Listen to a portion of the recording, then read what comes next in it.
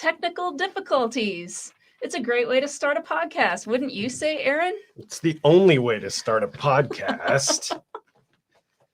Last time I checked.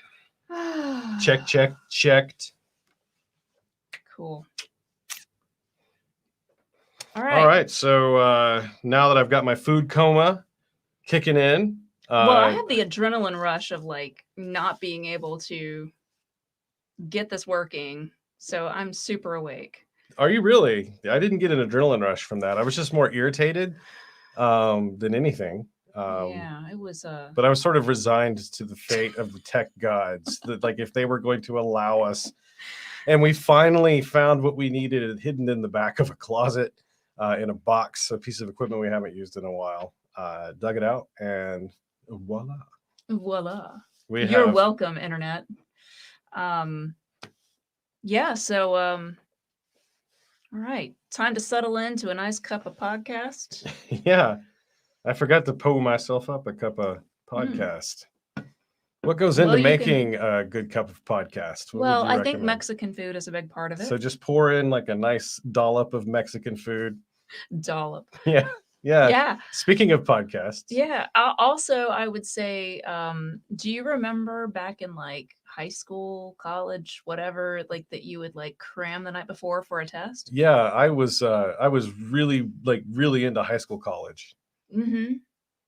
But I definitely crammed the night before the test. Yeah, and then you immediately. So you're saying we need just like a healthy dab of cramming. What I'm saying is that the last 2 days I've been cramming a lot of research in my spare time, y'all. I put mine in on Sunday, so I done like skirmishes with it, leading up to that, and then Sunday I just went all in. Yeah, you did some impressive stuff. Well, I have my notes. And I've got my computer muted, so that's a good start. Whoa! Welcome to the microphone. Hello, to the face. Everyone. I forgot that modesty bar was right there.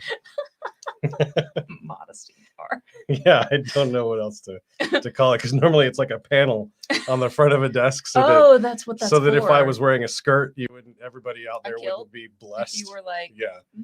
Okay. But in this case, I realized as I was speaking that instead of being like a shield, it was just a bar there for no apparent reason. Kind of like when you walk down the street, and you're like, why is there a bar there? That's where they serve alcohol. Oh, I mean, I guess that is the reason. Sorry, I asked such an obvious question.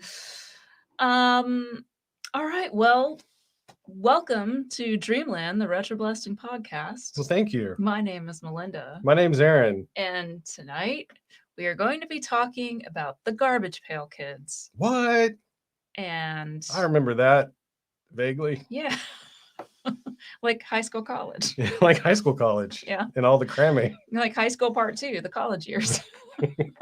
Or as they call it, college part 1, the high school years. Right. So basically I started out thinking that we would do this just to talk about the movie because it's sort of recognized as being one of the worst movies ever made. I don't know about all that. I mean, I agree with you that it is recognized as being one of the worst movies of all time. Well, which is a lot, by the way, like all the time. That's a lot. That's a lot to say. It kind of goes infinitely in both directions, theoretically. Sure. So, I mean, that's really a big statement. It is. But I thought, well, there's not a ton to say. I guess that I corrected myself in doing my research. There is a lot to say about the Garbage Pail Kids, but I wanted to kind of touch on the whole phenomenon. Okay. Our very first podcast. Remember, Aaron, our first podcast? That was back when I was in high school. In high school, college. High school, college. It was about the Cabbage Patch Kids. Mm-hmm. And the Garbage Pail Kids came up. We actually mentioned it. And here's a real quick corrections corner, as they say on my favorite murder podcast. Corrections with Melinda. I'm going to, while I'm telling the story, point out something that I got wrong in our very first podcast. I don't think that's possible. It's super possible. No, that you would point it out. I think it's super possible you could be wrong. Yeah. But that you would point it out just seems like vanity. Like, look how cool I am. Look how cool I am. So let's start with the cards. The Garbage Pail Kids cards. That's certainly the first place that I encountered them in person. Me too. Yeah, not virtually. So I'm going to start this off by saying there is a really good, very well done documentary that's on Amazon Prime. It's not free on Prime. You have to buy it. I rented it. I kind of So wish you don't have to I buy it. kind of wish I had bought it, but it's not free on Prime, but it's available to watch. It's called Why was that hard to say? I don't Like, what a know. weird time we live in. So hard. So they 30 don't charge you years anything to rent it other they than the charge you rental fee. they charge you a rental A fee rental or a fee. buying fee. So you can either pay $4 or $10 depending on how many times you think you're going to watch a documentary about the Garbage Pail Kids, but it's actually pretty interesting. I would recommend at least renting it if you have any interest in this. It's called 30 Years of Garbage, the Garbage Pail Kids story. One of the producers is the Goldberg's guy, Adam Goldberg. But amongst several other people who made this documentary. It's very well done. Lots of great interviews with the actual people who did this. So, because of that, and because that documentary exists, I don't feel like I have to go in as much depth because they did such a good job that I can never really top that. So, I'm going to touch on some of that stuff, but if you want to know more about that part, you'll have to go watch that documentary. What I will say is, we're going to go more into like the movie and the cartoon. Yeah. So, oh boy. But so first, let's talk about Wacky Packages. So before there were Garbage Pail Kids, there were these things called Wacky Packages. And before that, let us not forget that there were years and years of baseball card chewing gum baseball card manufacturers. So it was an institution that it was even one as not anti-sports, but it's like meh sports as I am. I realized that was a very like strong statement. No more sports, no activity. You must you must all be sedentary. No, but like mission accomplished. I collected COVID year 2. Yeah. I collected baseball cards because it was sort of like before there were other ways like sports to meet people and have friends when you're like 10. I would get these baseball cards and then pretend to like know about them so that I could engage into trading, and just sort of like the card trading stuff that would go on with it. And I really didn't know other than I would just look at the stats on the back and I would pay attention to which ones were harder to find. And I'd look them up in like the Beckett magazine to see how much they were worth. And then that's sort of how I would like just participate in humanity for a little while, growing up in Alabama, you had the kids on your block. So, yeah, I mean, I'm still Jenny from the block. That's what I've heard. Yeah. I think there's a song about that. Yeah. By Justin Timberlake. That's right. Learned about him on, I think, our second podcast. Anyway, this is like a best of episode. Call back. All right, so this is an example of Wacky Packages. So as you can see here, they basically took ads for various types of products, and then they would make a parody, like almost like think Weird Al. Would make parody songs. I was going to say like Mad Magazine. Mad Magazine is definitely in there, but I kind of think of it as like a, I don't know, just like a sort of a thing where it's like, I'm going to make fun of it. So let me pop this back up on the screen again. So like Pupsy Cola, it's got a dog, the soft drink for dogs. Or, they're kind of dad jokes sometimes. Like Pupsy Cola is a pretty dad joke. Yeah. Well, and then instead of Windex, there's Wind Hex that's got like a witch. She's putting Hex I wonder on why the glass. you gravitated towards That's hilarious. We need to get you a bottle of Windex. So I kind of turns the glass stays clean. The outside just gets dreary. These cards were produced by Topps, which is the company that made baseball cards that you talked about, and a number of other kind of weird spinoff type cards. Donruss, Fleer, all kinds of stuff. Beginning in 1967, and they usually had like a sticker format where you like kind of peel it off and like lick the back and stick it on stuff. Okay. So it wasn't just like a regular baseball card. It was kind of like for kids to deface other people's property. Like you get this thing that was somewhat controversial or offensive or like and you apply your DNA to it. That's right. And then stick it on the Windex, the Windex. Yeah. So there were 16 different series between 67 and 77. They had some reprints and all this kind of stuff. Can I just say I was astonished to see that they were still in like the 2014-15 range making new editions of Garbage Pail Kids. Oh, well, we'll definitely get there. Okay, like I was just shocked that it still had legs. Yeah. I'm not actually pooping on Pail Kids. It's just that, when I was a kid, you'd see them in the grocery store. You'd see them. They were kind of everywhere for a little while, and then after the sort of like um, super strict parent brigade kind of came in, they started shrinking back, and then eventually they just sort of vanished. But Right. so I just didn't encounter them again in my adult life until researching for this. Right. Well, I didn't know they were still being made either, but I've got some slides on some of the new stuff that's coming out.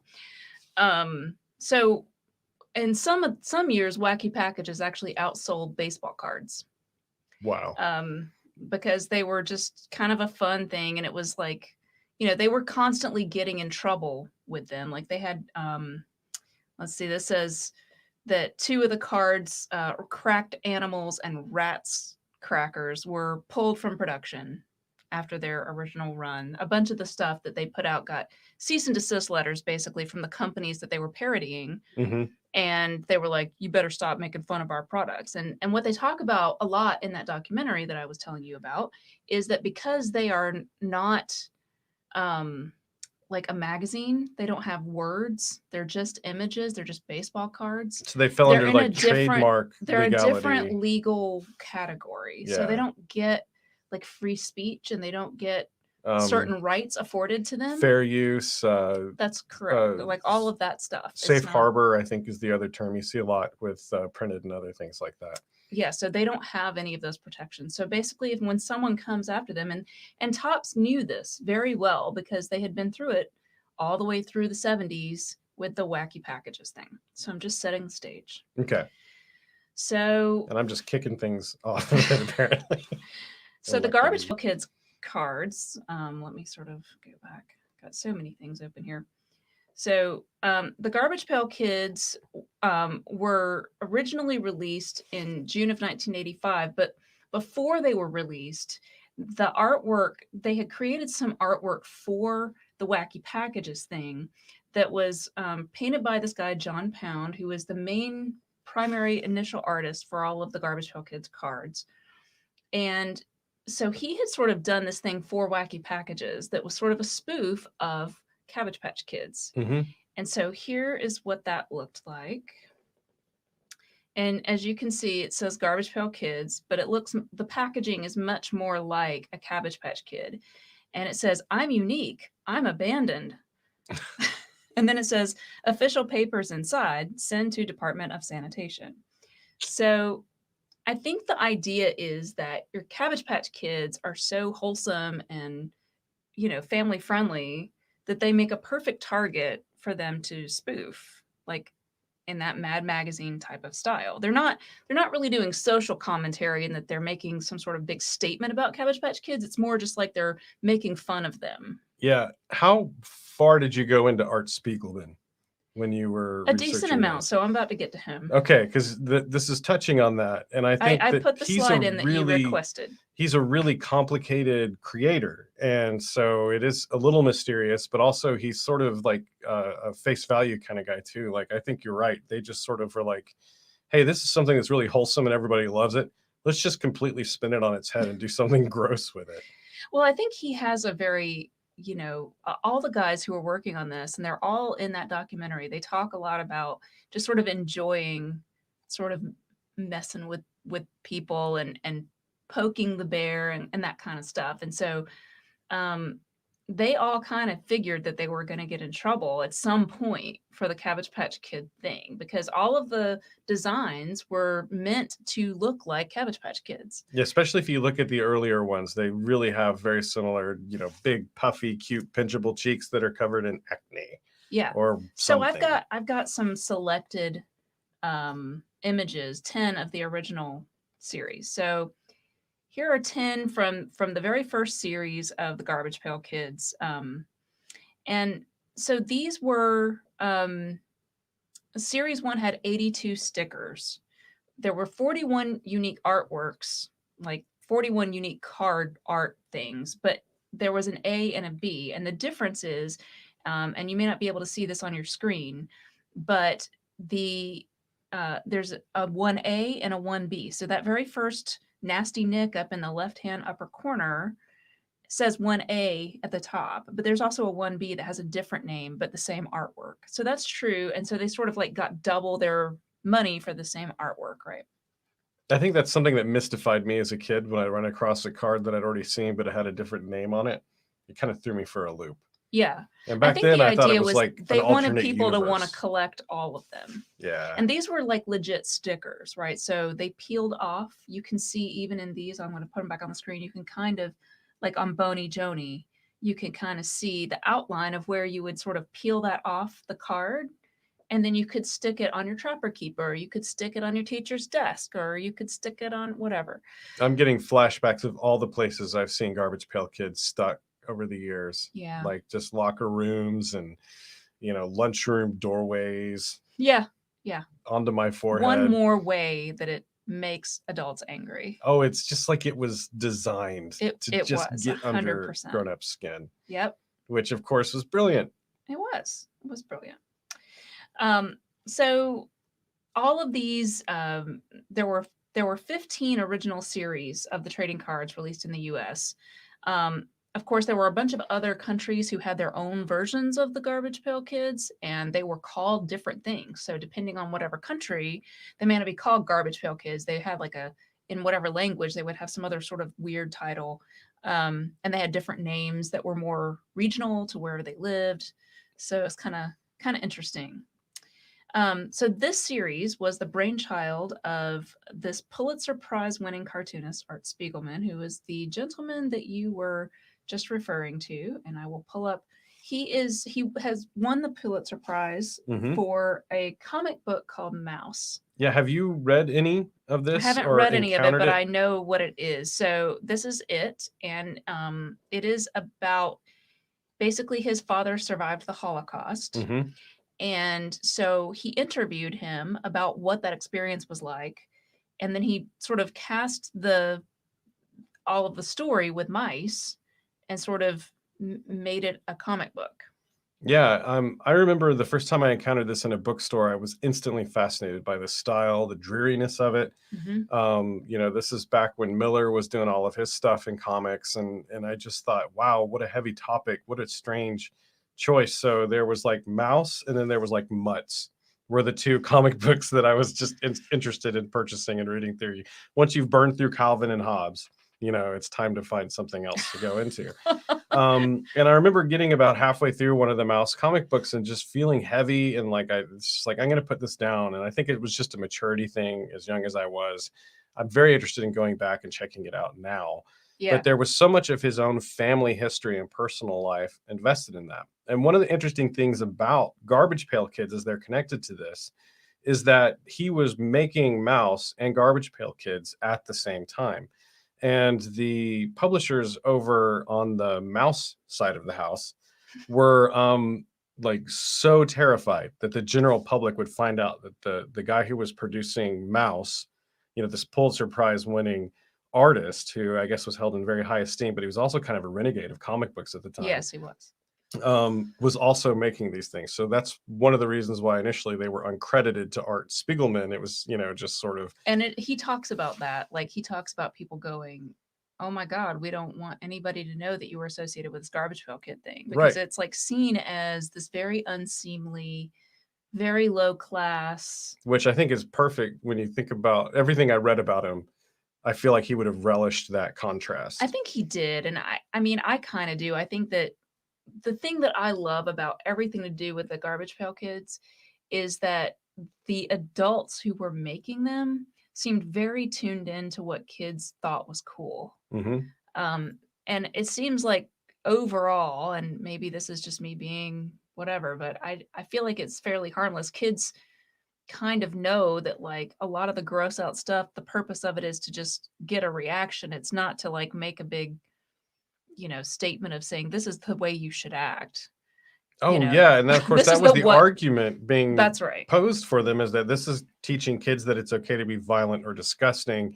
Did you go down the rabbit hole on YouTube? Because I tried to. There wasn't a lot, but there were a couple of clips from news reports around the country, at least in the US, of when they would do the whole hi, this is Joe Chesterfield, and we're coming to you live from South Beach, Virginia, and we've got people on the line talking about this hot new children's craze, Garbage Pail Kids. And they would get teachers on the video, and there's this one school principal, which bless his heart, but he just looked haggard, like he was so tired that he barely had the energy to do the interview. But he was like, we don't want them in our school. We don't care if you have them, but keep them home. Yeah, I saw that guy. And Yes, that clip is actually in the documentary too. Is it? Because Yeah. the mother, there was a mother they interviewed in that clip, and she just said, which I think really kind of addresses the way that they hoped parents would react to this, which is, my kids have them as long as they don't scare my kids. I really don't care, if they collect them. Well, the thing about it is, Garbage Pail Kids and any other type of Wacky Packages or baseball cards or things like that, they were sold with bubble gum. They cost less than $1, so they're like pocket change, and that's very intentional. So, they were making those cheap so that kids didn't have to get permission from anybody to buy them. They could just buy them with their own money, without even their parents necessarily knowing, and then trade them, because it's not like a transformer that costs like $30. But here's the brilliance of it. It's both a trading card and a sticker. Yeah. So if you were a Double sticker your collector, pleasure, like double your fun. I knew it's a bubblegum reference, which is so appropriate. I know. Like I knew several girls in elementary school who were sticker collectors. So they had these huge binders, and guys too would get into it, but mostly the girls that I knew were doing it. And then they would, sticker the thing up, and then, other people would have just kept them as a trading card. But here's where I think the people who were detractors to this really did kind of have a little bit of a case. There's no way that they didn't know that they were going to just take these stickers and graffiti them everywhere. It was like an early on. So it makes me laugh, and I'm glad they did it. But it was sort of like this low grade troll that they just pushed out into the world. Yeah, for sure. Well, they knew that it was like something that kids would love, their parents would hate.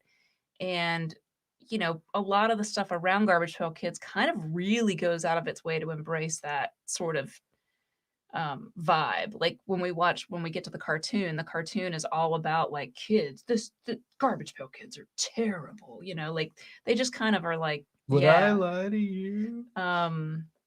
So okay, so each series of cards, all these cards came out. There were like 80 to 90 cards ballpark for each series, right?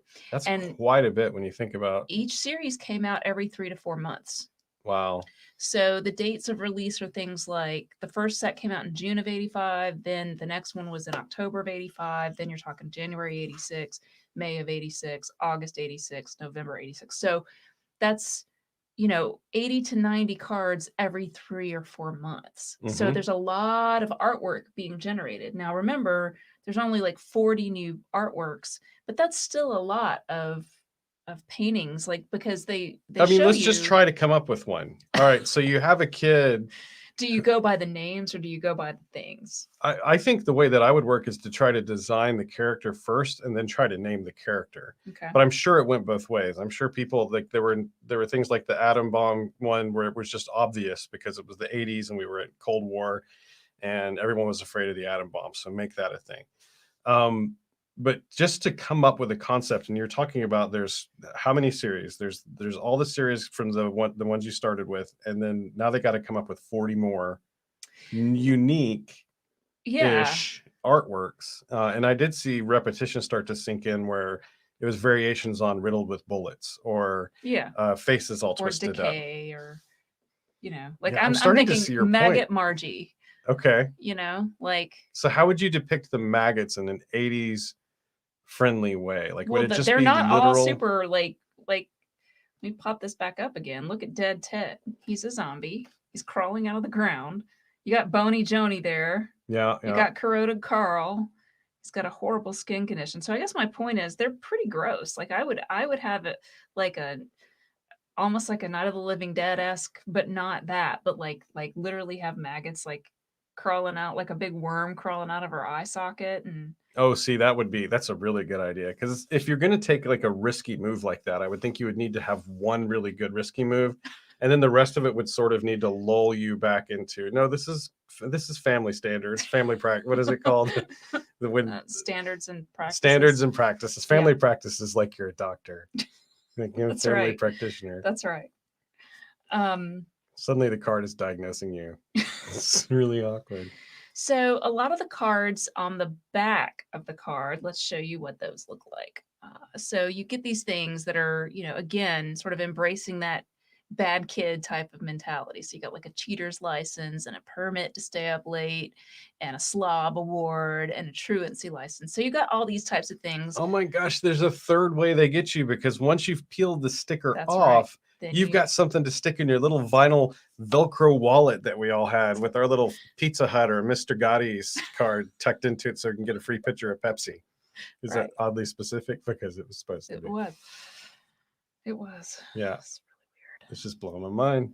So there's like all these different ways. And what's interesting is you sent me a podcast, which I'm sure we'll get to the person who was interviewed on the podcast, so I won't spoil that. But one of the things that they talked about was why Transformers were so great. And it was because puzzles were big. Little boys wanted vehicle toys and robots, right? So suddenly you had a toy that was a puzzle, a vehicle, and a robot. And it was like the perfect, just everybody wanted to have it. And I feel like they tried to mimic a little bit of that or capture some of that here too. I think these cards sort of represent something that all kids in some way sort of find a way into, which is finding something that's fairly subversive, but that's not like evil or bad, but it's sort of some way to sort of get a slightly negative reaction from adults, to like scare them or gross them out or have them go, oh my God, that's terrible. Like there's something about it when you're like 8 years old that just makes you have sort of a sense of power because you're forcing that adult to feel this sort of out of control feeling. It sort of gives you this power. And it's like your what first... are they going to do next? Well, right. It's sort of like, I remember I used to love to scare my parents. Like I used to... It's terrible. I used to get like fake makeup stuff for Halloween, but then I would save it until like June. So my parents You'd aren't walk out with a thinking... bullet wound And I in would your walk hand. out with like a horrible cut and blood, fake blood coming out. Mom, I cut my hand up. And then she's freaking out. And I'm like, haha, I got you. It was like a power thing. It was like, as a kid. What's wrong with you? No, I'm just kidding. I mean, that sounds... You're right. And I think for a lot of kids, it was sort of like they would come walking in with their boombox and they're like, that's right, Mom and Dad, I'm listening to John Bon Jovi. And the parents are just kind of like, oh no, that's horrible. Well, I do think that there is something to that. Like there's stuff that I'm into that they don't get, and I'm my own person. And I don't know, as a kid, you sort of like test all of your limits. That's your job as a kid. Yeah. And your parents' job is to sort of tell you, here are the boundaries of what's okay. And this is sort of on that line where your parents, depending on your parents, may have been like, no, you're not allowed to have that, which just makes it more enticing. Or they just tolerate it, but they still don't like it, which still makes you happy on some level. I don't know why, but it just does. I've heard it said that natural selection doesn't really promote survival of the fittest. It promotes survival of those who are as stupid as they can get away with. Because people squeak by and they make it to the next gen. So speaking of next gen, your watch has a message. Sorry. Our friend Matt just sent a message to the chat. Outstanding. So one of the websites that I do want to point out that was a great resource for me, and if you're into Garbage Pail Kids, you should definitely check it out. It's called gpk.com, and that's spelled GEEPEEKAY.com. I guess the initialization was long gone. Yeah, I guess. 3-letter websites, by the way, are worth lots of money. I kind of like this though, but it's a great website. They have a ton of great information. All their stuff's watermarked, so I didn't use any of their images. But they're okay. Super I sent you a knowledgeable. 46-page magazine. God, and I have some I read it from from that. cover to cover. Me too. Okay, so next up, we're going to talk about how you already sort of mentioned this, the school bands, yes, the Garbage Pail Kids were banned at school. And I do remember this. Michael had a funny story about this. Well, Michael had a different situation, but I went to a Christian private school when I Mhm. was in elementary school, so very similar, like it was contraband kind of. Really? But I Do mean, you I still remember anybody remember, having them anyway? yeah, I still remember, kids, having them tucked up their sleeve or just in a pocket or something. And we'd only, there was this huge play yard. So there was a playground, and then there was like a soccer field, and then there was just an empty green field. And so through like after school, we would be in daycare, and everybody would sort of wander out into this area as far as we could get away with without the teachers noticing we were gone. Mhm. And then that's when stuff like that would be traded. But don't you think that, like, the parents Very and gesturing. teachers' disapproval of all these things makes it more desirable? Well, Kind of like the labels on the tapes that I used to like explicit lyrics. It's like, well, oh then yeah. that's the one I want. Yeah, I definitely want that. Not that John Bon Jovi CD that's That's right. clearly very approved by Good Housekeeping. That's right. Who wants that? I need this Megadeth tape right now in my life. Um, all right. So I read this thing, and I do want to say, like, the main reason that all the teachers said they didn't want them is because they were distracting during class. And I can see that Mhm. kids like sitting in the back of class, like, "Oh, look at this. Oh my God. Hee hee," Yeah. Ah! But I mean, I don't know. I do remember that they were banned. And Michael said that, like, this one kid that he went to school with, like, cried because the teacher took away his Yes. Garbage Pail Kids, and he was like, "Can I please have my Garbage Pail Kids back?" And like everybody made fun of him for Well, you crying realize about it. that was like 90% of his like gross domestic product. Like he probably mowed Well, if it was so. a stack like this, yeah, probably. And again, the other reason why Do I you know how think, much that would be worth now? oh, I mean, like thousands of one dollars. Bitcoin. So Let's the check the other rates on Bitcoin. no, yeah, that's a terrible rabbit hole to jump down. But Yes. the other reason, again, why they almost ensured they would be banned in schools, again, the fact that they were stickers. So you could Yeah, sure. find your teacher's desk or your office and find some out of the way place to put these stickers, and you just have this constant entertainment of some teacher and janitor being, like Mr. Filch, basically having to go around the school and like magic these things off the That's right. lockers. That's right. I read this thing that said that in the Pacific Northwest that there was this group called the Parents Against Sadistic Toys, that persuaded Toys R Us in Oregon and Washington State to remove Garbage Pail products from their shelves. However, I see no evidence of that group in a Google search. So if that group did that, then they must have disbanded before the internet became a thing, Oh yeah, because they were like like, there's no record of them other than this article. if I was James Bond as a child, they would be Spectre. You'll never Well, they're prove that like the they existed. PMRC. Like they're just kind of like, Parents Music Resource Center. Parents, Don't talk like that. I don't like Ah, this. Yeah. So I'm gonna shatter and fall into a million pieces. like the gum that comes in a Garbage Pail Kid. Well, yeah, if you eat it now. Right, I've got some in the other room. You want some? No, Okay. as I recall, trying to tell you that tastes like pesticide smells. It probably is pesticides. It probably has broken down to pesticide. That's true. So in May of 1986, Topps got sued by Original Appalachian Artworks, OAA, which is Mhm. our good friend Xavier Roberts. Oh, Xavier, Um, or as we call him, Professor X. Wait, no, we don't. We don't call him. so I'm gonna pop up a little picture of Xavier Oh, this is the moment, isn't it? in his All right. his tub with the Cabbage Patch Kid. That's exactly what I would think of if I was like, "Hey, we need to get a picture of you with your children's toys." I'd be like, "Yeah, let me just Hang throw on, on, let me take off my shirt and let hop me in just- the tub with a naked doll. let me just put this Coors over here on the table." Let me get on my cowboy hat. Let's Does he take have a a picture cowboy with some hat? dolls. He does have a cowboy hat on. No Oh my shirt goodness. though. Well, what? It's a brave look. It is. It's a statement. That's what they were saying in Milan.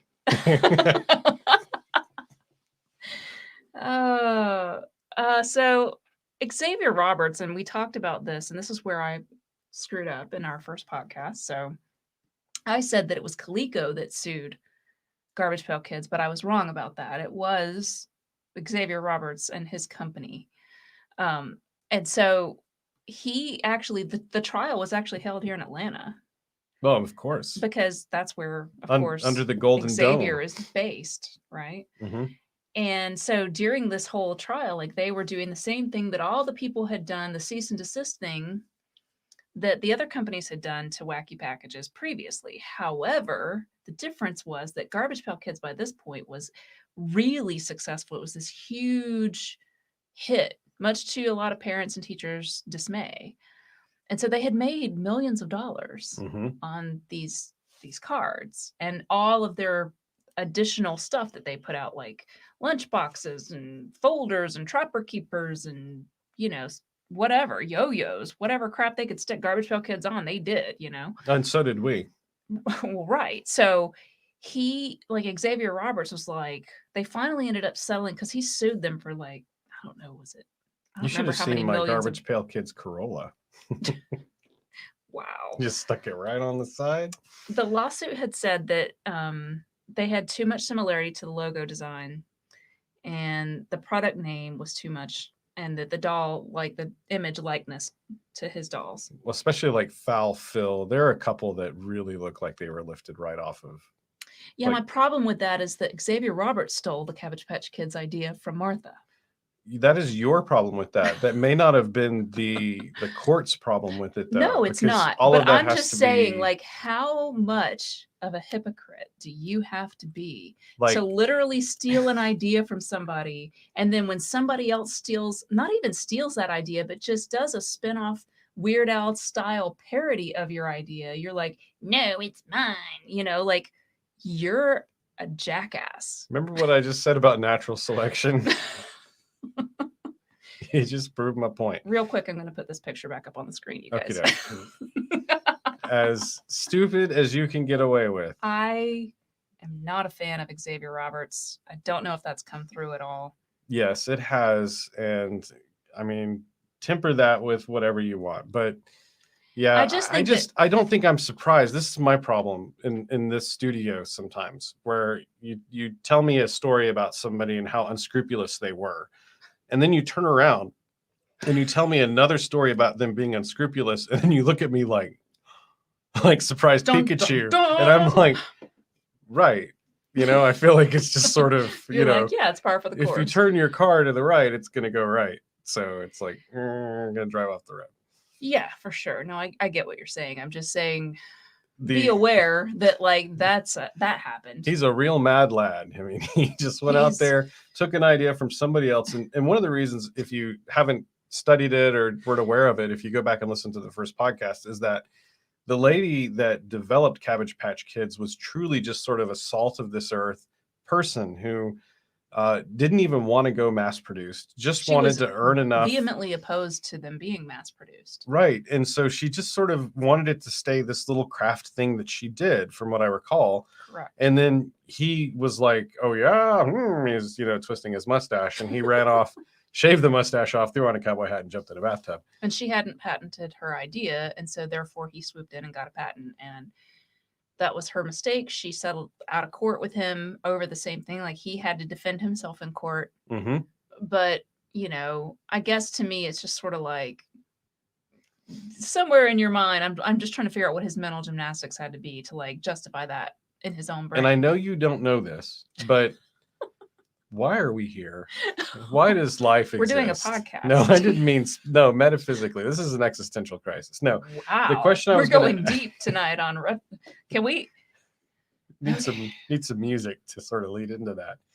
Were both court cases held in the same courtroom? Like, were they argued in the same space? I don't think so. I mean, because one of the things that would be interesting would be if he had the same judge. That's what I was about to say. If he had to stand in for, like, talk about being a mad lad. If he walked into the same courtroom and talked to the same judge, and with that judge just had to, adjudicate so many years before. I would love that. He's now the defendant on this thing. So I will say they have a great clip of Xavier talking in that documentary. I keep talking about it.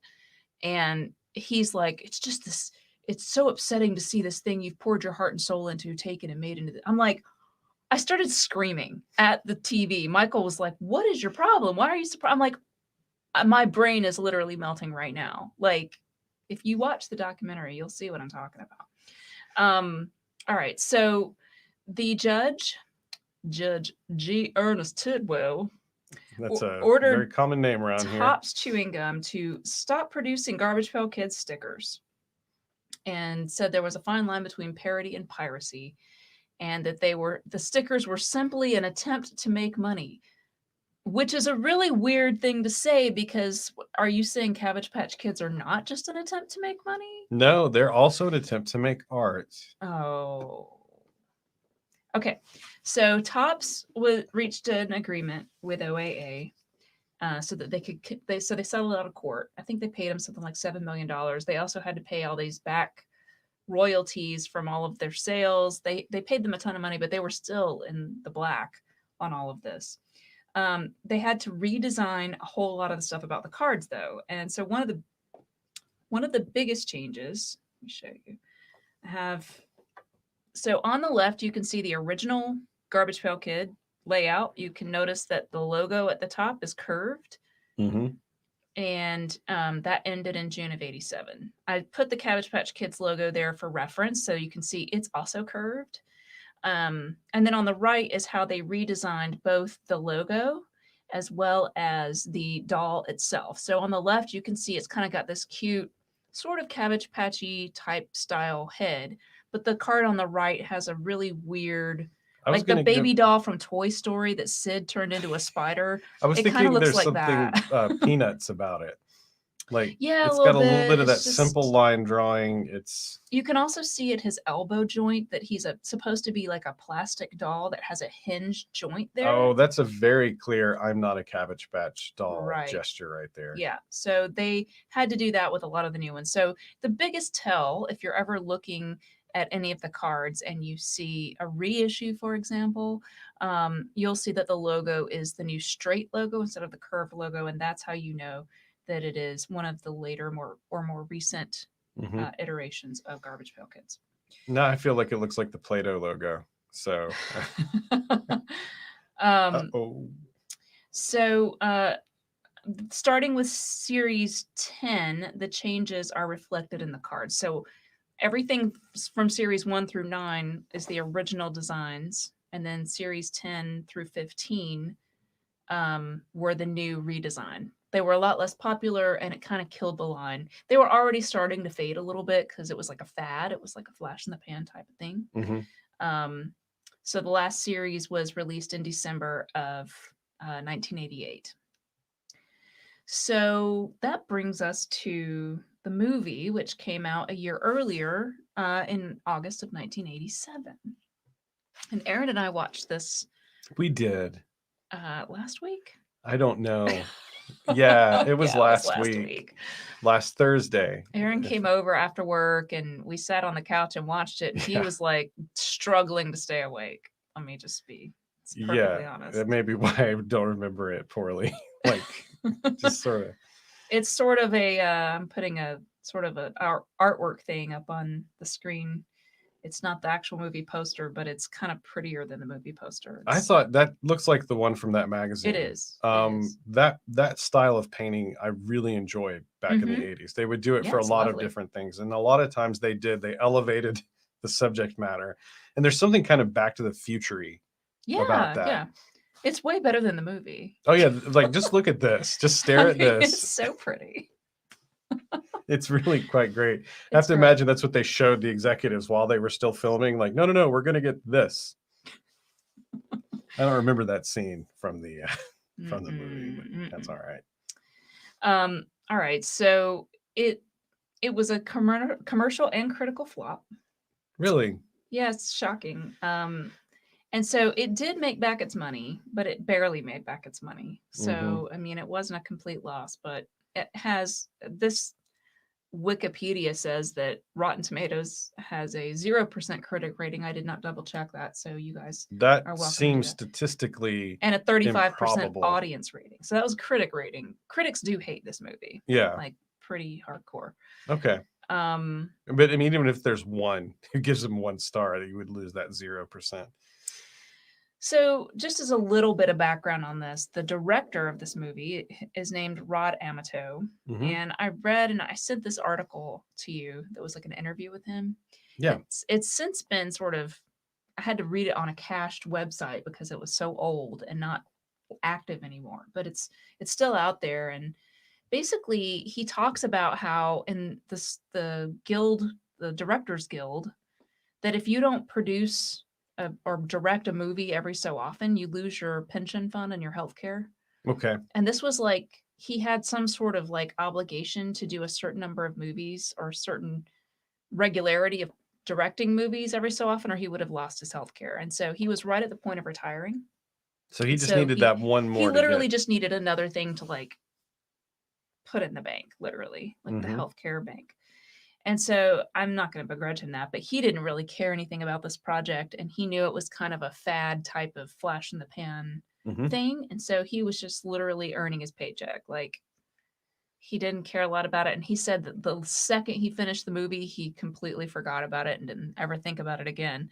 So, I mean, that being said, that actually, I'm surprised we got as good as we got from it, because there are parts of it that are more well wrought than they have any right to be. mhm. And then there are parts of it where it did look like they just sort of half ate it. Yeah, I've got my notes here. Well, outstanding.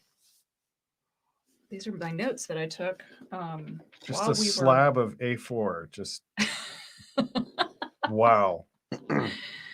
um so I don't know how far into this we want to go, but I think just for time, we're going to Aaron, have to do a high a high level. level. I've got some sort of like basic things that are crazy about this movie. Do you want to go through some of the weird stuff that happens? Do you want to just let me give you a really short overview of the plot of this movie? Oh, did you actually pick one out of this? I mean, I guess I can kind of follow Yeah, it. There were just a few parts of it that seemed unhook from the rest of the movie and then for rehook sure. further down the line. But Basically, the movie is about a an orphan, which I didn't realize he was an orphan until I read the magazine. Aaron found one of those magazines that came out that was like it was like about the movie, it was like a like they used to full put those out. gloss, nice collector's magazine Like it's that a they. little collector magazine that would be at the cash register at the Publix or whatever. And it's got sort of backstory on all the characters and behind the scenes photos and interviews with like the stars and all this stuff. Well, he's an orphan. His name is Dodger, which you pointed out is probably an Oliver Twist type of reference. Mhm. Um, and he is getting beaten up by this bully in town, but he's got a crush on the bully's girlfriend. And these Casey garbage, Affleck, right? you called him Casey I Affleck. did. He kept he It's reminded not me really Casey a Affleck. lot of Casey Affleck. When you sit down and watch this wonderful piece of cinema, you might notice the same resemblance. Yeah. Well, so Not in Dodger, the but Garbage in Pail Kids Juice is the name live of in the a character. garbage can in the magic shop where Dodger works. Don't forget they came from space. They did come from space, but that never comes up again, so there's kind of no point in mentioning it. We don't know how long they've been on Earth. We don't know how they got from space to Earth. We don't hear that part of the story. So they're just there. They're magical. We don't know what their powers are. There's more of them than who we see. There's a lot more of them. But whatever. They live in a garbage can. They're all gross, but they're aliens. So Sort of, yeah. There's 7 of them. And there's Alligator, Messy Tessie, Foul Phil, Nat Nerd, Valerie Vomit, Wendy Winston, and Greaser Greg. Mm-hmm. And so this girl that he has a crush on is a seamstress, and she's trying to like make a name for herself selling clothes so that she can like make her way out of the slum where she lives, which is across the street from the magic shop. Mm-hmm. And he like decides to help her, so he basically turns the Garbage Pail Kids into an unpaid workforce to make wacky clothes for him so that she can sell them and make money off of them and get out of the slums. And she uses him for that and acts like she has a crush on him, even though she's like probably 18 or 19. And he says he's 14, but he looks 12. The magazine says she was 16 at the time. She the was living actress alone. was. The actress was 16 Just at saying, the time of she shooting. is living alone. Oh yeah, none of it makes sense. I mean, Dodger did Dodger even live in that magic shop? Because they don't ever say where he lives. There was one time where they said he was going home. Right, but and they then say he left he's an the orphan. shop. So does that mean they don't ever talk about it? So It's it just doesn't matter. all just da da da da da da. Just move along. Well, that's kind of what I'm saying. It's like the first scene. So I mean, it shows the trash can in space, and then it shows it in the magic shop. Mm-hmm. But then there's a magician guy, Great Manzini, Yep. who owns the magic shop, who's an adult. He's an older man, and he's like, acting like that he's had this trash can for many, many years. And they seemed to remember him from a previous escape. Like they made a couple of Yeah. references that were, He's like, I man, you've haven't got to seen go back in you. the garbage can. You have to live in the garbage can. And So they're like, it's oh, so it's almost like he's some strange kind of Doctor Who yeah. collected this, and it's now his burden in life to keep it leashed, and not let these things get out into the world where they would I don't know, make things The stinky. normies would have a problem with them. And then they say that, and then they go, normal people, as though we couldn't figure that out. That was I felt like that was very helpful. The first real scene that we have is Dodger, who is Mackenzie. What's his last name? Aston. Aston. Thank you. He's Sean Aston's little brother, right? Yeah, Half which brother. I would not have believed, except that they made mention of it in that magazine, so it wasn't even like a dodgy Wikipedia entry. It was like their claim from the Hollywood I producers. can see it, but yeah. So he's running through this park, and these much older kids, because I'm telling you, he looks like he's 12. He does. He was on the Facts of Life. He looks like he did on the Facts of Life. Mhm. These much older, taller, bigger kids, 4 of them, are literally chasing him and beating the crap out of him until he's unconscious in a stream in a park. And all these, you can see in the background people just standing around I know. watching. Like There were like little kids the buying ice cream guy, and they're all just going, huh. Yeah. Looks like that kid's getting the living crap beat out of him. I ain't Well, gonna here mess you with, go. I ain't gonna mess with Juice. You Would know you how like he sprinkles? gets. Juice is just a mess if you make him mad. Yeah, the bad guy's name is Juice. Yeah. And the girl's name is Tangerine, which I think is like orange juice, tangerine I never juice. put the two together. I'm Put them embarrassed to together, say. you get a success. You get chunky juice. Doo-doo-doo. Anyway, so Juice is the bully, and I still can't figure out what his game in life is. Like, what's his purpose? They end up, the bully comes and follows the kid to his store, and the girl has come inside, and the little boy is talking to her, and this Juice guy, who's this big thug, who stole a little kid's money, by the way. He's like, you talking to my woman? I'm like, oh my God, how insecure are you? Can you imagine a grown 12-year-old's person talking to my girlfriend? I better beat him up. like some guy who gets mad at boys who are talking to Little his girlfriends. boys. Like little boys who barely had their voice changed yet. You want some of this string? I mean, he was offering her stuff, knickknacks off of the shelf. Yeah, for her sewing stuff. We didn't really know why at the time, but yeah, so she could sew it onto her garments. So there was the other 2 thugs that hang out with them. It's like these 2 who are couples. Also like another order of magnitude older than Juice. They were there 30. Yeah. And like the girl looked like an MMA champion. Yes. She was pretty cool, but I mean, she was like, they never said her name, but her name is something like Blythe. Blythe, yeah. You're right. You got that one. But okay, the other dude's name. Hang on, I don't know his name. Wally was Wally. what They he don't was ever called. say these names. This was in the magazine. He was credited right. in the magazine as well. Let me just show you a page from the magazine. So this is in the store. You can see the Manzini in the center with. This is after he. And these will be in the notes too for our listeners, right? Absolutely. So, okay. I'll have all the show notes with all these references and links to this fun magazine, so you can see all the pages. But yeah, so you can see Tangerine over there in her little blue leopard print shirt over on the left, and you can see the Garbage Pail Kids all hanging out. So, yeah, it's just like they get into this tussle in the magic shop. And I love that word for a fight, a tussle. Yeah, it was a real tussle. Yeah. And so they knock over the garbage can. Uh-oh. Which is, a dumb, story mechanism, but whatever. So this green slime starts pouring out. In the meantime, the kid has run out into the street and the bully has chased him. They literally open up the sewer lid on the street, throw the kid Dodger down in the sewer. They climb down, and there are all these pipes behind them that have like names like labeled on them. Like nicely printed. Big words on them. Like one says hot tub, one says city zoo, one says primetime television. Like it's a joke. But Because that's primetime television probably is the like most sewage, you guys. Like, it's a joke. that's probably the most Do you Cabbage get it? Patch, honest to Cabbage Patch thing. I Garbage think Patch? Cabbage Patch, Garbage Pail? garbage. See what I mean? They had a case that these two trademarks were oddly close. But that seems like the most Garbage Pail Kid behavior that this movie exhibits is the fact that it was making that level of commentary. That all the poop But it's pipes. so, like, in the background, like, literally.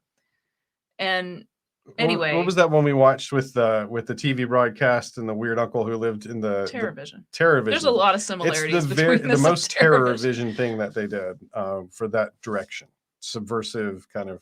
But then they didn't stick with it. They didn't really stick the landing on it and keep with it. No. Other than when later on when they have the sanitarium place, I feel like they started going back in that direction with the Yeah. labeling of all the unacceptable looking people that were. Yeah, and I'm not going to go too far into every single thing that happens in this movie because it's kind of we'll be here another hour, but just to say, like, they do beat this kid unconscious. He's literally unconscious. It's really dark. And the Garbage Pail Kids show up and, like, rescue him and bring him back. And that is this scene here where they're all standing around. That's what has just happened. That's why he looks so dirty, is because he had just been literally beaten up unconscious in and the had sewer. raw sewage poured onto him. Right. And would have probably drowned and died. Which in the magazine they say is mud.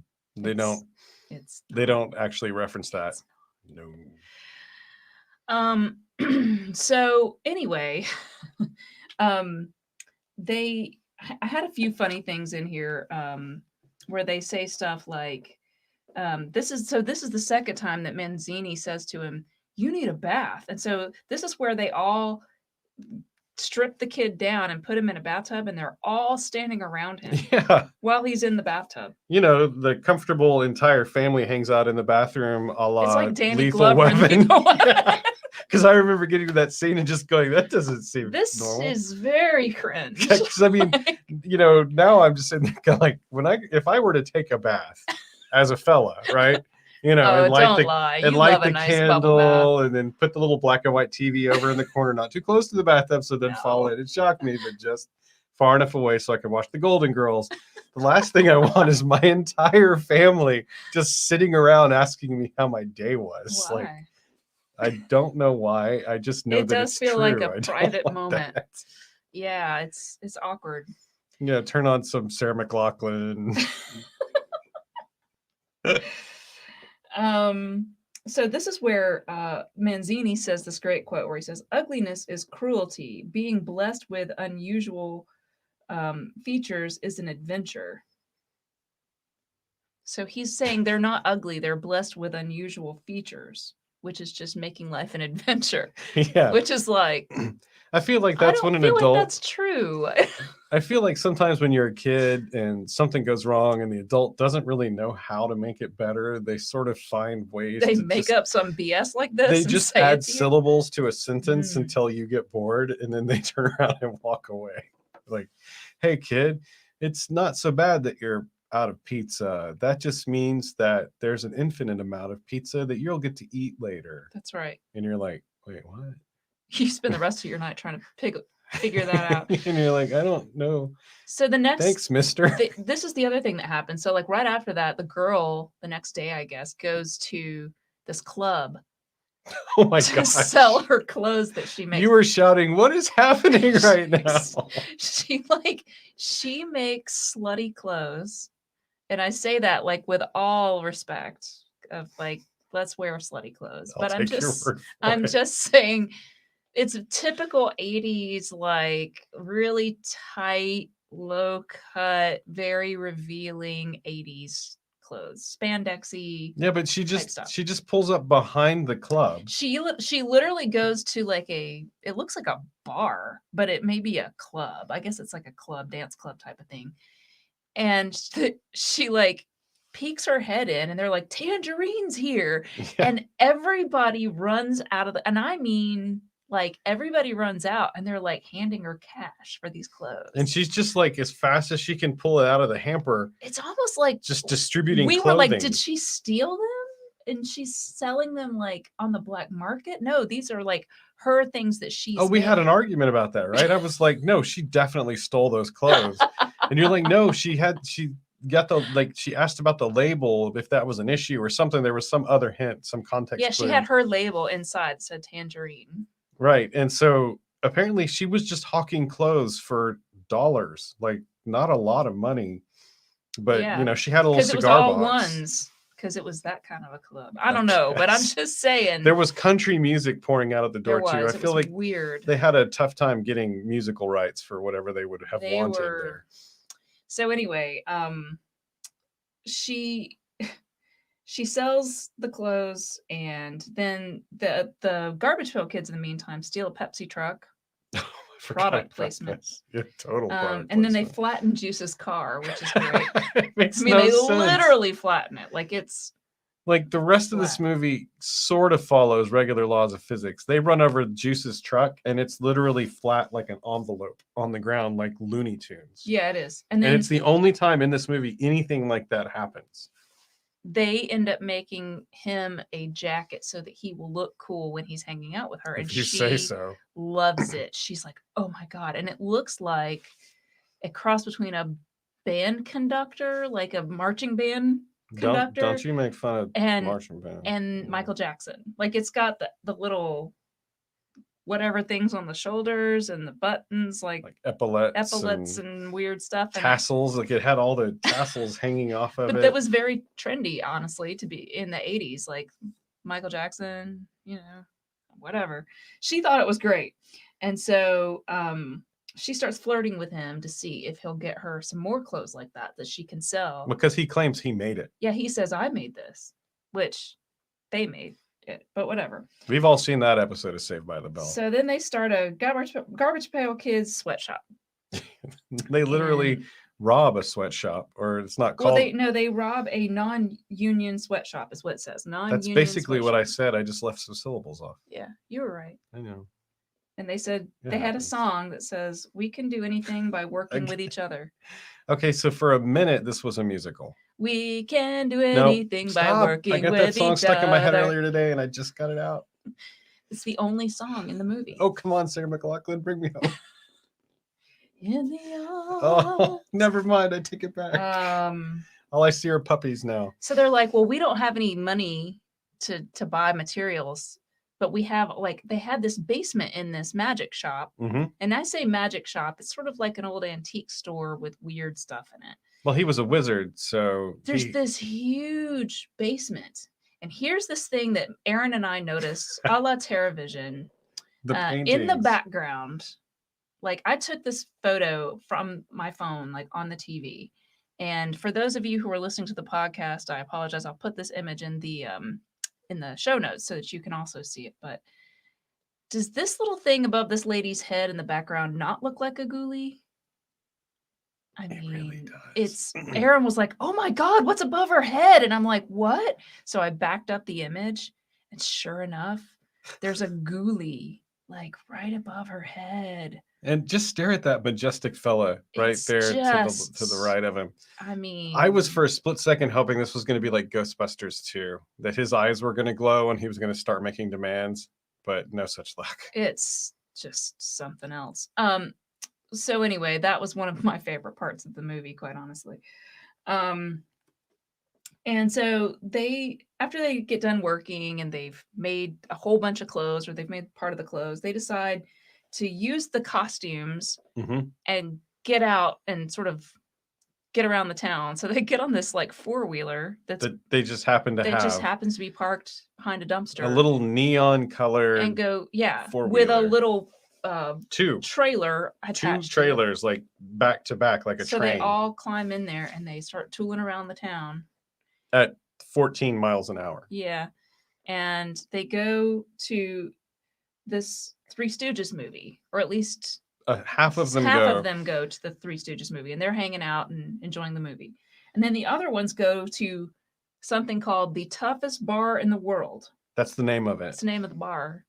Yeah. I wonder what you have to do to get that moniker. Because their 3-wheeler or 4-wheeler, whatever it is, breaks down outside of it. So they go inside to get help. They start kind of, you think they're going to fight with with the biker guys that are in Oh, they there. end up They fighting. kind of fight. No, they actually have And a then Wendy knockdown. Winston like does his passing gas thing Oh yeah, and like he just flirts all over and him. this biker guy goes, "I like your style." And now they're allies. They're all best friends. You know, like the Eagles in Lord of the Rings. It was that easy. That's how Gandalf won them over. Yeah, he's just it's an excerpt scene that they don't. It's an outtake that you don't see. Wizard guys.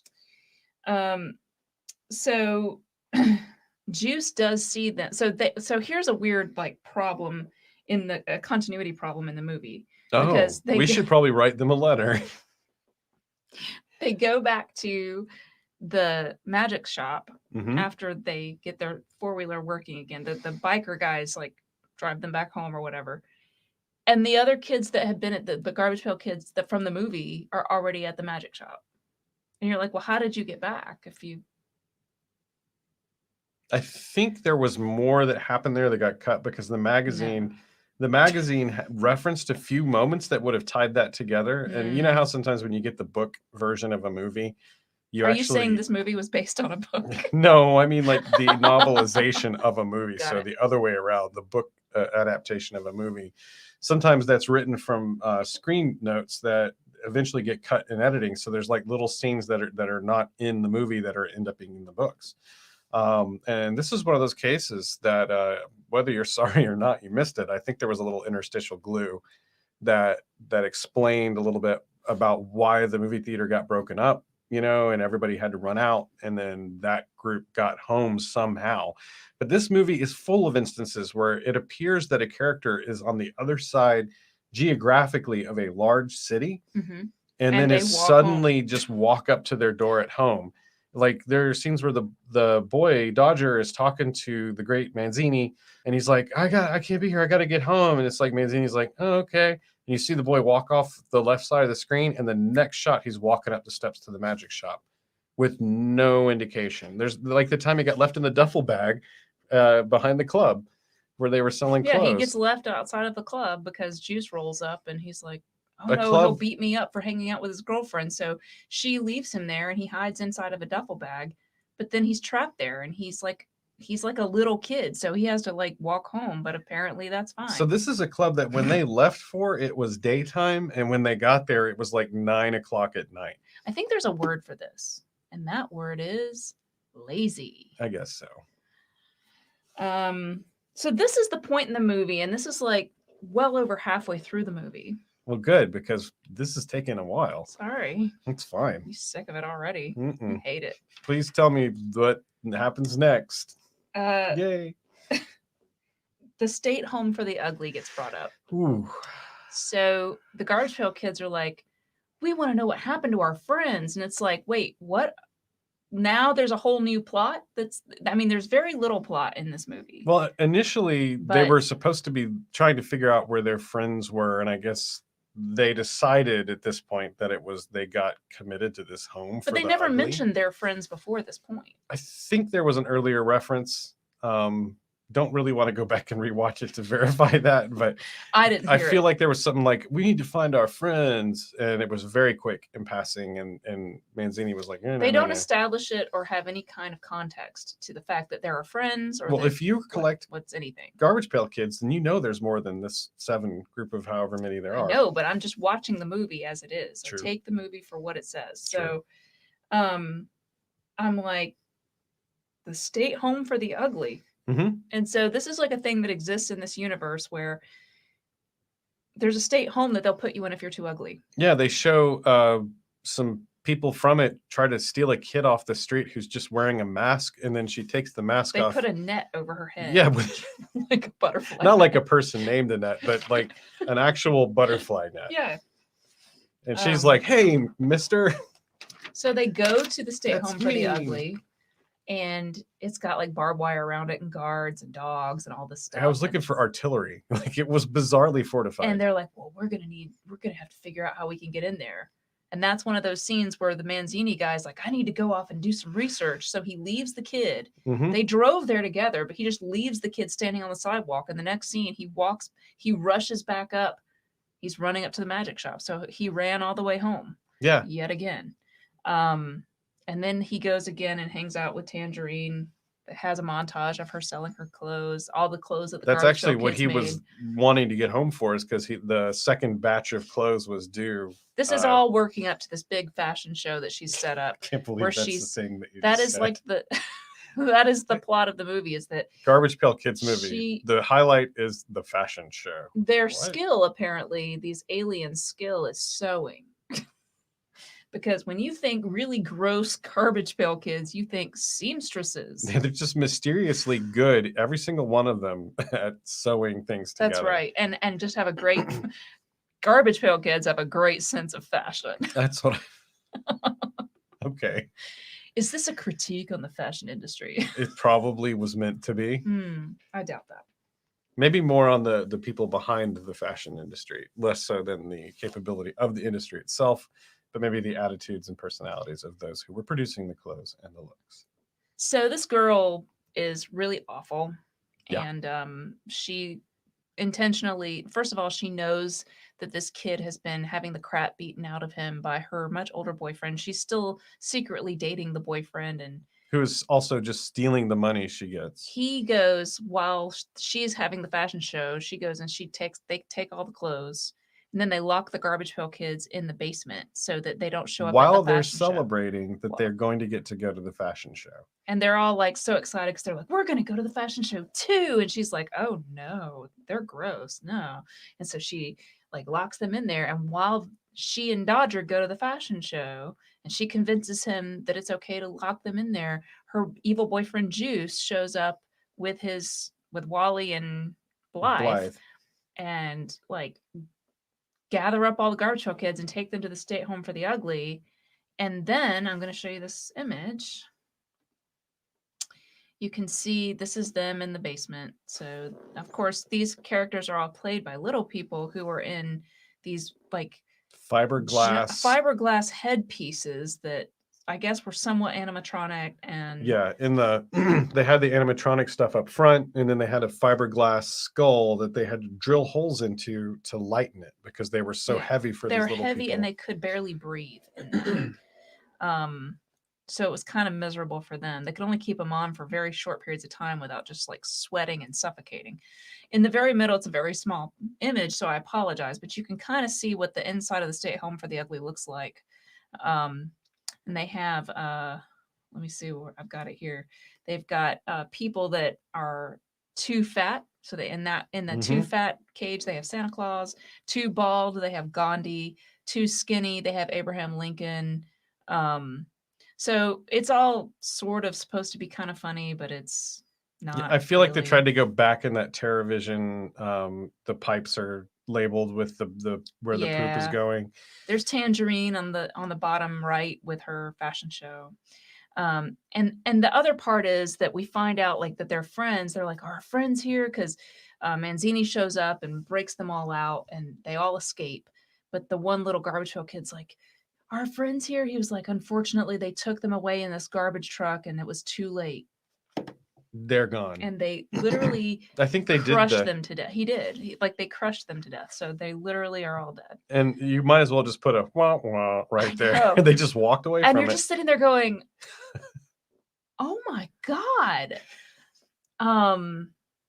So I don't even remember what happens with the stupid fashion show, but the Garbage Pail Kids show up and they start tearing the place down, and then everybody just took their clothes off and ran around in bathing suits.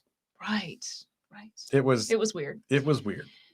And then at the end, Manzini, they all come back to the magic shop, and Manzini's like, well, I guess it's time to just let them go out into the world and just be who they're going to be. And you're like, what? After 3,000 years of keeping them how long have they been locked up? Like, it almost implies that since medieval times, they've been locked up in this garbage pail, and now you're just going to let them wander the earth by themselves. Well, first he tried to put them in the garbage pail, but he did the spell wrong. And he has to play one of those little like plink plink pianos, like while he's singing the spell. Yeah, and then he put himself in the garbage pail. That's right. And then they ran out the door, and he was like, "All right, I guess it's time to set them free. I guess it's time to just let them go." And then he says to Dodger, "As you taught me, Dodger, you can't change the world by locking yourself away from it." And that is the Garbage Pail Kids movie, you guys. You guys. You guys. You and guys. Got it. And Tangerine sort of expresses tried to dismay at the end, and he apologize. was like, "Nope, It's too late. it's too late." All right, now I know he's who going to you grow up really to be his are. own kind of cool guy because he said his heart broken. You don't understand the pain I've been through. So moving right along to One time I so going, posed for a girlfriend. To the She used me. Garbage Pail Kids. I was 12. It was hard. Garbage Pail Kids cartoon. And so one of the things, so the Garbage Pail Kids cartoon was, it's a Canadian American animated series produced in '87. Mm-hmm. Remember that the movie also came out in '87, Mm-hmm. so it was like kind of going to be coming out around the same time, but it came out after, I believe, after the movie. So they already kind of saw like. Might have been why one of the reasons why it got a little bit. It was directed by Bob Hathcock, and it was co-written and developed by our good friend Flint Dille, who of course is famous for lots of Transformers stuff, the Transformers movie. He's worked on a ton of other projects as well. And there's actually a really great podcast that you helped me find. I was like, somewhere, Aaron, in this 2.5 hour long podcast, there's a mention of this movie, and I can't find it. And I don't no, have it's time. like Transformers, Voltron, Transformers, and then Garbage Pail Kids. Yeah. And then Transformers. That's right. So it's the Autopod Decepticast podcast, number 132. Where Flint Dille talks a little bit about sort of his experience on working on this cartoon. And he said that it was something he regretted doing. And he kind of had the same take as the Rod Amato guy, whereas he was like, I was just kind of making a paycheck, you know what I'm saying? But he talked about how it was a CBS in-house production and how interesting it was that, CBS had the full rights to it. So they didn't have to farm it out like to Hanna-Barbera or something like that. Or any of those other art houses. They were doing it all in-house. And it was executive produced by like the highest level, right? The head guy. So it had all of the air cover it needed to actually get. Yeah, the problem was that it was too late. Like so many of those cartoon shows that were all about fads, it's like the fads are so flash in the pan and the production of cartoons takes so long that by the time they come out, the fad is kind of already played out for the most part. And Garbage Pail Kids that was definitely true. So part of it was, I think, that. But the biggest part was, number one, sponsors were pulling out. Yeah. So they were getting a financial problem. And then the parents groups were losing their minds. So you've got people like our good friend, what's her name? Charin, Peggy Charin from the Action for Children's Television. She's my favorite.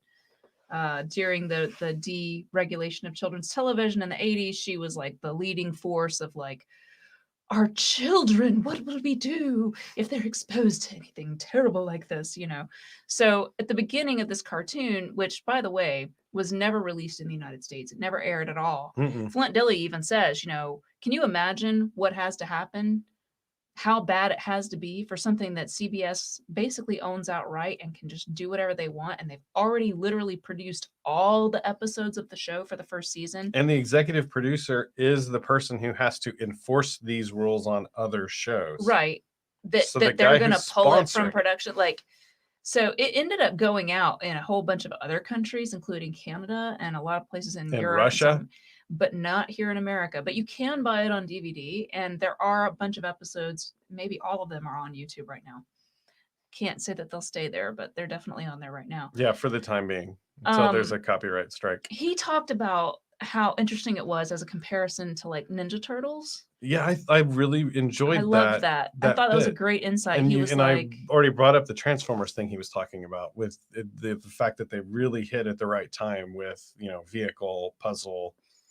So he was saying, Ninja Turtles, as a lot of, I'm sure you guys know, they are a sort of a parody of comic books at that time. So they're like making fun of these anthropomorphized large animals who are kind of cute looking, but that are like warriors, and they gave them weapons, and they have like all these little nods to like trends that are happening Yeah, comic Frank books, which Miller's work, at the time, the revamp of the Young Justice League, the Teen Titans, Daredevil. and yeah, they took all of that and then they dressed it up as these big plush green. He talks about going to a toy convention and they're walking around life-size big giant green Ninja Turtles. And he's talking about how when moms look at that, they just see a cute turtle, And but the kid sees a cool sword. yeah, But it's subtle. It's not like Garbage Pail Kids where it's like, oh my God. Like yeah, it's it's not nothing as in your subtle face. about a Garbage Pail Kid. No. And so he thinks that's why it had staying power, because it was subversive enough that kids liked it, but it wasn't enough so that the parents were really mad about it. So it got the job done on the subversion part, Right. but then it didn't trigger all of the parental protection sort of like, So I'm going to show you guys a my kid's couple gonna try and be a slides turtle. that sort of show you what the cartoon looked like. So this is the cover of the DVD set. And these are the 5 main Garbage Pail Kid characters. There is a core team, but although there are a number of other Garbage Pail Kids that show up in the show, Patty Putty's little illustration card is shown here just to kind of give you an idea of what she does. And initially, all of them had like normie alter egos, Right? and that just went away for no reason. Several episodes in, they stopped transforming from a normal kid into the Garbage Pail Kid. I watched about half the series, and I never got to a part where they stopped doing it, but I didn't finish it out because it's a variety show cartoon, sort of like Garfield and Friends. Yeah. And so it's kind of like it has segments. It has like, an intro segment, and then you have like your sort of movie theater segment where it's like the kids go into a movie and watch this movie that's like a weird little skit cartoon that doesn't even star Garbage Pail Kids really. Then it has like a weird little fake ad, almost like in RoboCop, where they would have fake ads for like weird cereals and stuff like that were supposedly social commentary. Yeah. And then it would cut to like the little Garbage Pail Kid episode that was like probably 7 or 8 minutes long by this point. Yeah. And which, in that interview, he says, because I think he worked on Tiny Toons. Yeah. Some too. So he was saying that you've got these characters that are 30-minute characters. I mean, you could write a 30-minute story around them. And then you've got stuff like Looney Tunes, which are 7-minute characters. Like you can only get so much out of them. So he knew it made a lot of sense the way he was saying that. Going into it, that it would need to be, he said, like Mad Magazine, just a bunch of like interstitial little parts and then a 7-minute episode like block to tell the story. I think it's interesting, and I'm going to show this slide too. So this slide shows some of Flint Dille's sort of his personal commentary stuff. So the top left, you've got the Earth as a trash can. So I don't know if any of you saw our Inhumanoids feature that Michael did, that talks a lot about Flint Dille and his sort of, he puts a lot of these sort of bigger, more adult thought processes into some of these cartoons in sort of a weird social commentary way. So this is one example of that. And then on the bottom right, you have air farce. It's hard to think that those things aren't sort of making some kind of a statement. You're as a kid probably not really thinking about it, but as I'm watching it as an adult, I'm like, wow, okay. I probably wouldn't, but you can't look at that air farce thing and not see Tiny Toons. Like true. It's very it's clear. The style, but it's also like, what is he saying? And then the Earth as a garbage can, instead of like in the movie, you have them flying in their spaceship as a garbage can, a giant one, but then they also end up in a little one on Earth. It's weird. That's why the garbage was coming here. Not a little one, but it was a normal size human garbage can, not a spaceship size one. Well, everybody knows the world is a vampire. Yes, that's true. So anyway, I think it's definitely like not a great cartoon, and I think he even says the same thing, but it's got some interesting. I wouldn't say it's the worst cartoon I've ever seen. It's just a little on the nose sometimes, right? Like we are grown-ups watching this. I feel don't know like how it would people look love if I to was a kid. lambast both this movie and the cartoon, and I'm not saying either one of them is great, but I'm saying I've seen movies that are worse, and I've seen cartoons that are worse than both of these. So I also challenge any of you to come up with a great storyline that would include Garbage Pail Kids, because Garbage Pail Kids are a visual instant shock value thing that has to do with like a pun and a name. It's very Art Spiegelman, because Art Spiegelman was thought of comics as something to be decoded. So he would take several passes over his artwork. He did this in Mouse, and he talks about it when he goes over it and was teaching classes, that everything is arranged. Everything is meant to sort of have deeper and deeper levels the more you look at it. And that was how he felt comics should be. And that's why he gets a lot of credit for raising the bar on comic literacy, because he would embed a lot more than just the word bubbles and everything else. It was supposed to be sort of like, I think he described it as freezing time. And you could play with time, because you would have different frames of a comic that would see the same event from different perspectives and things like that. So it would be, which is what Ninja Turtles does with Daredevil. Yeah, and it would do the same thing. And so I think the trading cards were a lot like that, but simpler. I don't think he spent the time on them that he spent with Mouse. But they were made for you to just sort of keep looking at and sort of picking out little things. And then the cartoon itself is a cartoon. It's not everything deep that it has to say. It seems to say through like a joke or through a non-serious statement or something like air farce. So it's a lot more on the nose when it's being presented in the cartoon. So you asked storyline for a cabbage. I keep doing that. Garbage Pail Kid. And it'd be very hard to come up with one that would work in that way. Which is exactly what I'm saying. It's, it's hard. Like I sat and I asked Michael, like, what would it be? And he was just like, I don't know. I don't want to think about this. It's hard. It's a pretty good sign. So last but not least, I will say that they, as you mentioned earlier, they are back. They're still being made. So they went through sort of a blackout phase where the cards weren't being made, and they started sort of making them again. There are interviews on YouTube with their artists, their current artists, and they're during the COVID quarantine. So yeah, they have different series that come out. Like they have one that's in 2021 that's called Food Fight. But there was this series that I actually kind of want. I'm going to show you 4 of the cards. So this is that the blockchain edition? No, this is the what did they call it? I don't even have it up anymore. It has to do with the all the stuff that happened with, was it, oh God, it's Reddit, like where they were like manipulating the stock and. Oh, really? Yeah. What was it called? GameStop, GME. Game Stank or Game Stomp or whatever you're over. called. It's Game Stonk. That's it. Because it's stonks. We're trading stonks. We are? Yes, that is. You're getting pulled into the Reddit verse where they're. This was called Game Stonk. Yeah. This card series was called that. Yeah. It says it right there on the electric Elon. Yes, because Elon Musk tweeted, and this is one of the things that the news credited with making it real, even though it was already very real on the subreddit that it was going on in. He tweeted just like #stonks is what he tweeted. Oh, that's right. And so it made all the news, and it sort of galvanized even more of the diamond hands. I'm sure there are references to having diamond hands instead of paper hands. There are 12 I mean, if you cards read in Reddit, this series. I just read the front page of Reddit, and you were inundated. That Reddit Remy is a killer card. Let me see, which one? This one here. So it's Reddit. See? And then you've got Electric Elon. Then you've got Busted Billy, and he's inside of a GameStop. It says out of business. Yeah. And Big Screen Bernie. There's of course more. Yeah. In the set, but they just look very clever. That. Like that actually is not just a parody. That's going actually to social commentary. Yeah, and so they did it with politicians, and it was expected. Yeah, the way that they handled various recent politicians. But these are ridiculously expensive, though. I mean, I found some, I think, on Walmart for $80, but they can go up to $200.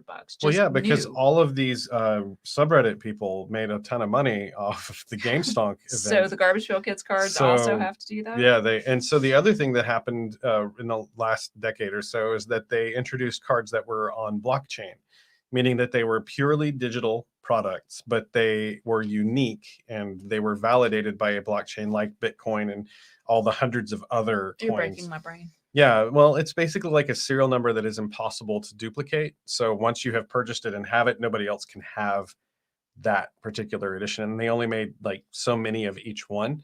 So they would sell them until they were sold out, and then they can't be duplicated. They can't be, you basically own it, but digitally. Like own it. Like it's yours. And the way the blockchain works, and I'm oversimplifying, is that the fact that you own it is encoded on everyone else's copy of the card. So it's easy to verify if it's a fake or if it's real. Okay, I'm gonna quit. Somebody out there is, You guys know, I'm maybe sure. they're probably yelling at me for missing some salient point of how blockchain works, because I feel like that's a black hole that my friends fall into, and I stop wanting to talk to them because they're doing to me what I'm doing to you right now with like, no, blockchain makes perfect sense. So what you do is you take the derivative of 25 and f over x, and then you subtract the obtuse metric from the left side of your brain. And at that point, I'm like, biscuit. Math biscuit. All I right. feel like we've covered a lot of ground. Yeah, pull up. I'm going to pull up Xavier again. Yeah, there you go. Well, I guess that's it. You want to tell the good peoples where we can be found? I feel like I cut you off. You have one more thing you wanted to. No, I don't. Okay. I guess my last thing about Garbage Pail Kids is just that they are kind of, the best thing about them is that they make parents mad. So they should be supported for that. There's something that's specifically just for kids, not for parents to feel good about for their kids, but just for kids to just enjoy on their own. It's like something that's like, down here it's our time, up there it's their time, but down here it's our time. So it's like that feeling of when you're a kid and you're just starting to learn like what independence is and what, liking your own things that your parents don't approve of feels like, and you're sort of figuring out your own path, and that's an exciting part and a rite of passage. And so these sort of just represent that to me. And they're not dangerous. They're not. So they're probably not super great to various people with various different physical problems. Oh yeah, nowadays they aren't produced with the same insensitivity to these things. Like the fact that they not to just make light of it, but that was how the 80s were, very unfortunately. But. Well, the contrast with now makes that really obvious. But if you don't feel like you got away with something, if you're a 10-year-old kid or a little bit older, and you look at one of these things back in the 80s and you don't feel like you just got away with something kind of bad, then you missed the point. Because I think that was sort of the trick, right? Your friend would pull it out and you'd be like, well, I'm not supposed to be looking at that. Right. And but at the end of the day, it was like a guy with like an eye coming out of his head and maybe a knife stuck in him. And for me, the part that I liked was like I love the main one that everybody always talks about, which is I think it's on here. Did I put him on here? Yeah, Atom Bomb. Yeah, he's the one that like most people remember. He's like the iconic. Yeah. And I mean, the original artwork, which they were little paintings, they were like 5x7. They sell for like, some of them many thousands of dollars. Especially the ones that were stolen from Art Spiegelman and sold without his permission. Yeah, that happened. It's quite insane. And they do, again, talk about that in the documentary, and they show some very, very expensive. There are serious GPK collectors out there. That website will tell you all about it. But it's a great little rabbit hole to go down, and they're fun little cards, and they're still being made. As long as you can get back out of it. That's right. Unlike KLF. So you can always watch these podcasts on YouTube early, like while we're doing it live. Like tonight, we have all of our Patreon followers here, and they're watching in real time. And so if you would like to interact with it, we can't really interact with you while we're doing the podcast, but so that's a thing that can happen if you join our Patreon. That's patreon.com/retroblasting. Of course, we're at youtube.com/retroblasting. And every Saturday at 2 p.m. Eastern, we do a great live stream where we all talk about. And then one more Patreon only after show from that as well. That's right. So we get together and talk about life and what makes everything frustrating and why chicken's so good. Well, I don't talk about that, but she doesn't. But I don't. You do. No, actually, I don't think I ever have. I was just trying to think of something random and then ended up stepping on your vegan toes. That's okay. Yeah, I apologize for that, though. Don't feel bad. I'm not one of those people. So anyway, thank you guys so much for joining us. I'm going to stop this recording now, Okay. and we'll see you next time. See you next time. Bye. There's that. And I'm going to just pop over here. Well, Oh, take these. Jason Anderson says, I love being Aaron-splained. What did I explain to I you, don't Jason? even know. Probably but- Bitcoin, if I had to guess. Oh, probably, yeah. Yeah. So Sorry anyway, you had to witness me processing that in my own brain. all of you guys that have joined us and stuck with us through the technical difficulties, we appreciate you very much. And thanks for hanging out with us for a little while tonight and talking about Garbage Pail Kids, or listening to us talk about them anyway. So we will talk to you later. See you Saturday. Bye.